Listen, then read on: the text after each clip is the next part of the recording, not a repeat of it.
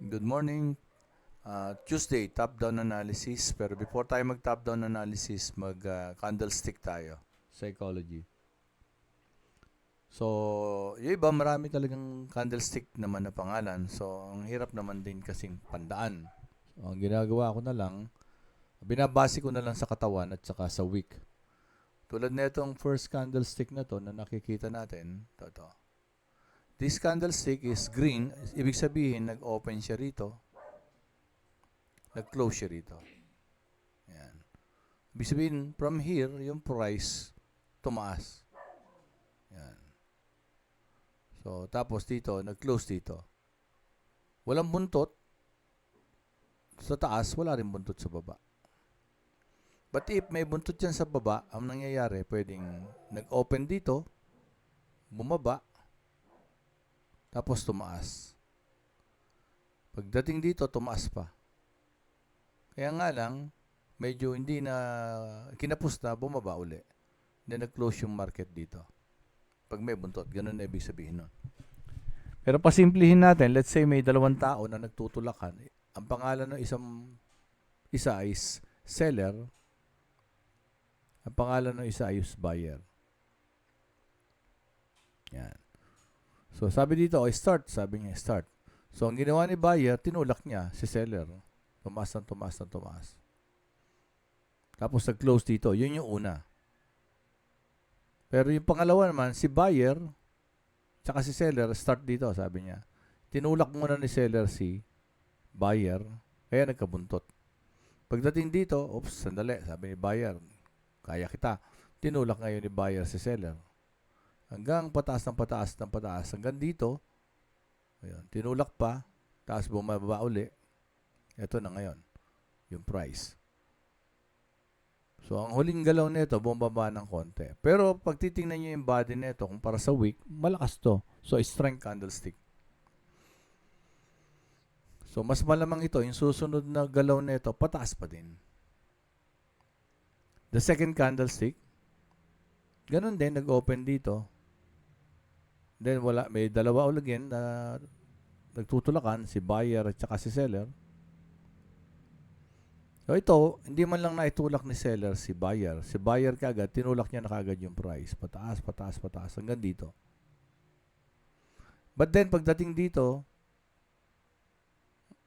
nag-take over si seller. Bakit? Bumagsak yung price. Bumagsak. Bumagsak na bumagsak na bumagsak. Hanggang dito. So, anong huling galaw? Ang huling galaw niyan, yung seller bumababa. Okay. Kaya mas malamang yan, mas malamang yung pangalawang candlestick niyan, ang magiging galaw niyan, pababa. Pero hindi sinasabing didiretsyon bumaba. Ganon din ito, hindi sinabing didiretsyon tumaas. Malamang sa malamang, ganon. Ito again, dito, since green pa rin, dito yan nag-open. So, dahil dyan nag-open yan, again, si buyer and si seller, tinulak ni seller si buyer. Bumaba yung price dito. But then, pagdating dito, sabi ni buyer, oh, tulak na kita uli. Malakas na ako. Tinulak niya si seller. Hanggang makarating dito sa price na to, at hindi na yan tumaas pa at bumalik. Ibig sabihin, pag bumalik yan, medyo nag-reject pa si seller. Ito talaga, dire-diretso. Ayan, dito. So, malakas si buyer. Ito, green pa rin ito. So, ang open niya pa rin, dito pa rin. Ayan, laging dyan ang open yan, pagka green. Kung yan ay red, katulad nito, ang open yan dito. Pero dahil yan ay green, ang open yan dito. So, tinulak ni seller si buyer hanggang dito. Pagdating dito, sabi ni buyer, oops, ako naman, malakas na ako. Tinulak niya si seller, pataas ng pataas ng pataas. Pagdating naman dito, kinapos na si buyer, si seller naman ang tumulak. Ayan. Kasi sa market, this is between buyer and seller. Kung ano yung malakas sa kanila. Dito, ma-realize natin dahil bumaba yan, the seller is bumawi. So, mas malamang yan, ang susunod na galaw niyan, medyo bababa yan. Maaring dumiretso bababa o hindi, pero bababa at bababa yan. Another next candle is ito. Dito nag-open, bumaba, pinus ni seller si buyer, then si buyer, pinus si seller. Hanggang nakarating dito. And then pagdating dito, nireject ni seller si buyer at ibinaba yung price dito.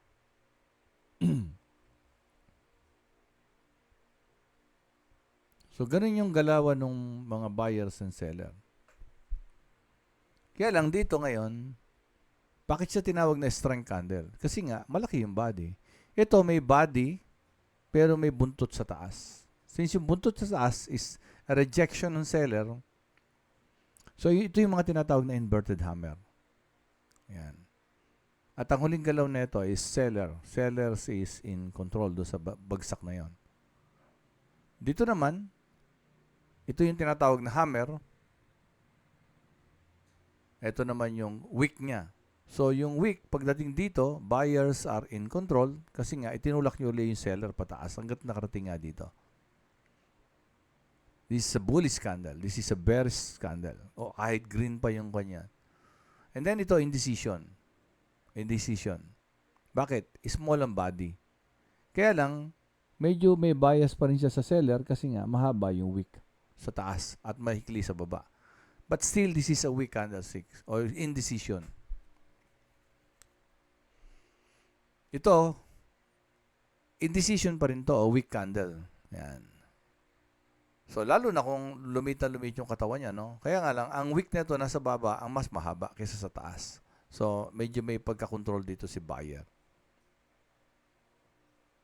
If yung mga body ng candlestick na to, for example, ganyan kaliit, yan, mga doji, sabi niya, talagang indecision yan. Mga ganon, yan. Mga indecision. Yan, dragonfly, o kaya naman, gravestone, yan. Ganyan. So, may mga gamit yan.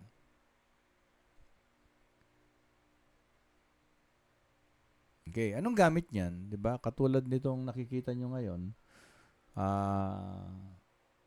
Ayan, ito. This is September. After September, tumaas.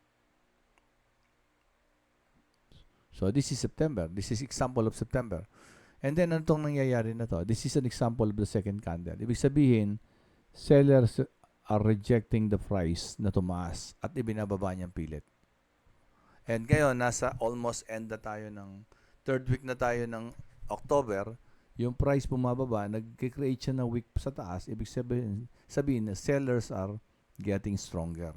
Tumalakas sila. Yan. If this candle is mag-end ng ganito, ang itsura, so medyo, tapos ito ngayon ay nasa taas siya, this is a significant price area. So, lumalabas siya ay tinatawag na inverted hammer. Pwedeng inverted hammer. Yun nga lang, may konting wick sa baba. Pero once na yan ay nag-end ng ganito, so that is inverted hammer on resistance. May posibilidad talagang yan ay bumaba. Bakit? Because of this fair value gap. On a monthly time frame, mayroon siyang tinatawag na fair value gap. Ano ba yung fair value gap? Yung fair value gap, mga unfilled orders na pwede niyang balikan yan. At namamagnet niya dyan yung price. Yan. Kasi bakit? If you are an institution, you want to buy low. And this is low. Mababa yan. Kumpara dito. At walang market na dire-diretso. Kaya tingnan nyo to, di ba? Yan. May ganyan. May pagbagsak. Yan. Ito namang red candlestick is ganun din. Yun din naman yung paliwanag dito. Ang pinagkaiba lang nito, kung ito ay nag-open dito, sa baba, ito nag-open dito, sa taas, at nag-close sa baba. Ito ganun din, nag-open dito, tumaas, at nag-reject, pero since yung close niya is mababa sa open, red yung katawan. Pero parehas lang din naman yan. Ang pinagkaiba lang niya, yung position ng open. Ito, yung open nasa baba, yung close nasa taas. Ito, nasa taas yung open, yung close nasa baba. Ito, ganun din. Yung close, yung open nandito, tinulak ni seller yung price pababa. And then si buyer, dumating siya. Ayan, tinulak niya pataas. Dito nag-close. Pero dito, ang huling galaw nito, yung pag-angat. Dito, ang huling galaw dito, yung pagbaba. At diniretso pa hanggang dito. Dito, ayan, nag-open dito, umangat, and then ibinagsak, tapos bumalik dito. Ito, ganun din, ano? Nag-open dito sa taas, umangat, bumagsak, nag-close dito sa ilalim nito.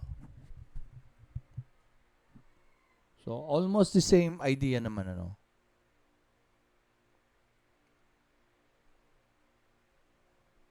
Ito ngayon, dahil bumabagsak ito, pwedeng sabihin yung nag-ship yung control from buyers into seller. Ito, ganun din.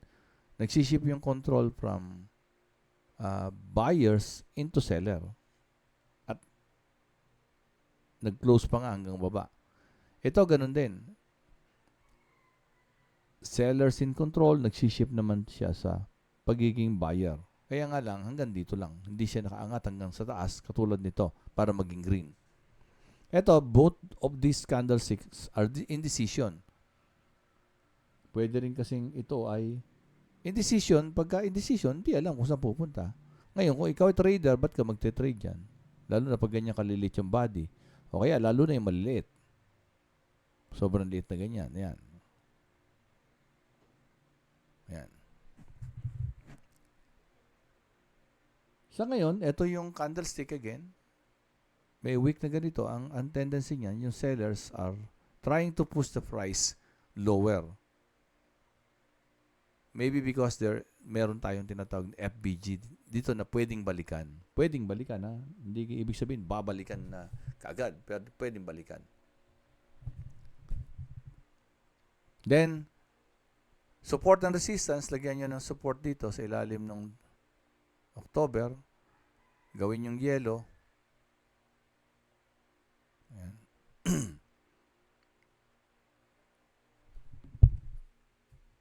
Tapos control, lagyan nyo doon sa itaas. Then properties. Yan. Long dotted line, yan. So yellow line sa baba is solid. Yellow, ibig sabihin monthly nilagay. Sa taas, long dotted line or broken line. Yellow means nilagay sa taas. And that is the resistance. Pag solid, support. Pag broken, resistance. Ang maganda dito kasi kahit bumaba ka ng lower time frame, na-identify mo kung nasaan sila. O yan. Kahit nasa daily ka, alam mo na ito ay monthly and weekly resistance to. Going back sa weekly, ayan. So ito ngayon, 1, 2, yung paglalagay support resistance dito na lang sa pinaka-latest, 1, 2. So lagyan natin ng blue naman para ibig sabihin weekly. Ulit-ulit ko lang weekly. Dahil nandito yung price na sa ibaba, so pwede na natin siyang gawing yan. And dahil siya ay weekly, sa visualization, gawin yung tanggalin yung monthly. Ayaw nyo siyang makita sa monthly. Okay. Pagpunta nyo ng monthly, hindi nyo makikita yan. Wala, di ba? Pero ayun, sa week. Ayan, kaya ako tinatanggal ko na yung price kasi alam ko naman na yung candlestick, andito yung price. Kaya hindi ko na masyadong, ito yung, tinatanggal ko na yan, yung indicator na yan.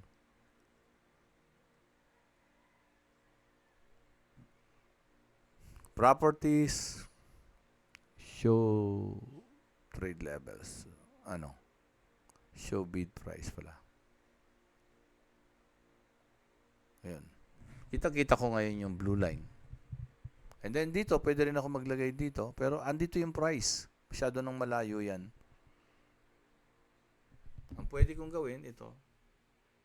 Pwede ako maglagay ng another line dito. Ayan. Sa ibabaw nito. As resistance also. Since the price is below this line, so both of them are long dotted line. Kaya lang, malilito ka dyan, pwede mong tanggalin na to. Tanggalin mo na muna yan. Then daily. So, ayan ngayon. So, mga last video natin, gumawa tayo ng, ayan, parang triangle. May triangle, ayan. Mas malinaw kasi kung lower time frame, ayan. Gawin nating yellow para hindi kayo malito. Yan yung dati. And then dito, nagkaroon din ito ng triangle formation bago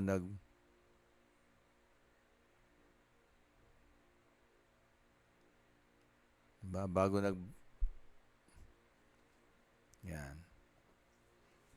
Kung tutuusin na yan, pwede mo ilagay sa wick. Ayan. Ayun yung mga liquidity sweep, yung mga wick na yan. Ito, ganun din to.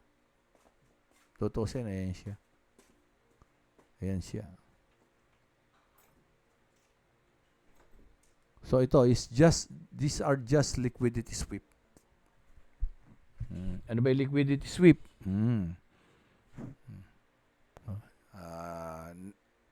Next time, i-discuss natin. So, this is a consolidation, ano? Ito yung consolidation. Ngayon, saan lumabas? Lumabas dito. So, ibig sabihin, posibilidad talagang babagsak na to. Because of the fair value gap on the monthly. This is an impulse pababa, and this is a consolidation. Karaniwan, yung consolidation, let's say, ayan yung, sabihin na natin dito yung consolidation. Ayan, pinakakuha. I-box mo yan, tapos baba mo na gano'n. So, yun. Possible na yan yung marating ng price. Ngayon, tingnan mo yung price na yan pagdating sa daily. Asa nakatapat. O, di ba? Ito yung yan. Tapos, ito na naman. Yung susunod na strong support. So, ito ngayon yung area of interest natin. Ito. Ito yung area of interest natin. Ngayon, gaano ba kalaki yan? Sukatin nyo yung, yan siya. Around 2,379 pips. So, may idea na tayo. Yan yung pinakakuha natin, ano? Yung area of interest natin. Balik natin sa dating kulay. Ito.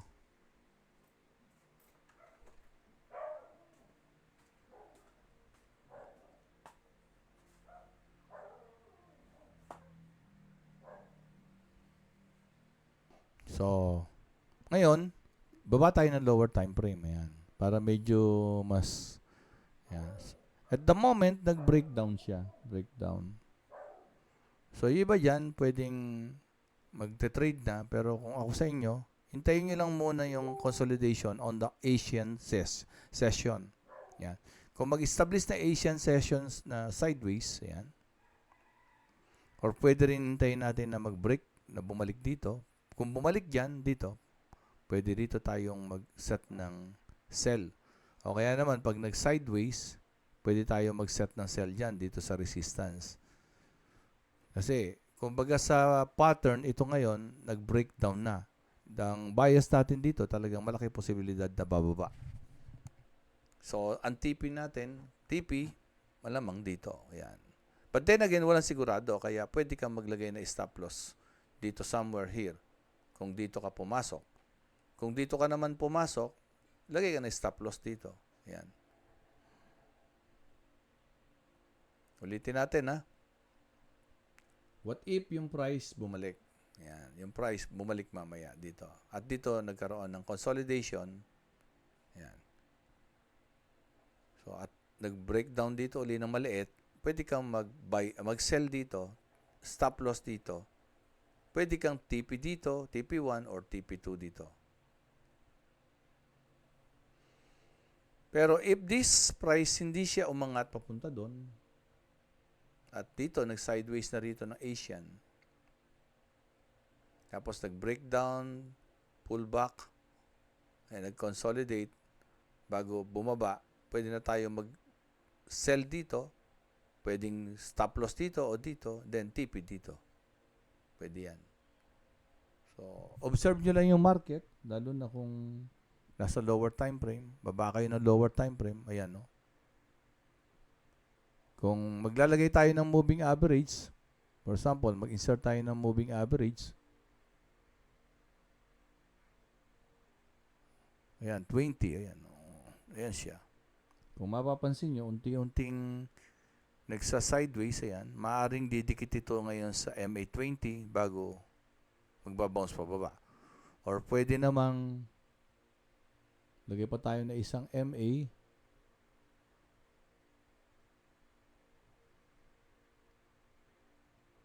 Moving average again. Pero ngayon, 50. Lagay natin blue. Ayan siya. So, pwedeng yan ay yung prices medyo umangat mamaya. Umangat. Papunta dun sa red. Ayun. Parang ito. Mauntog sa red bago uli bumagsak. Pero sa akin, ang bias ko dito, bababa kasi ito na yung consolidation. Ang consolidation kasi parang nag-iipon siya ng lakas kung saan pupunta. Bumaba. So, ang bias ko dito, bababa. Yan ang ko. Kaya lang, I have to wait for the right na lugar. So, ulit-ulitin nyo lang yung video para at least madagdagan yung learnings nyo. Thank you.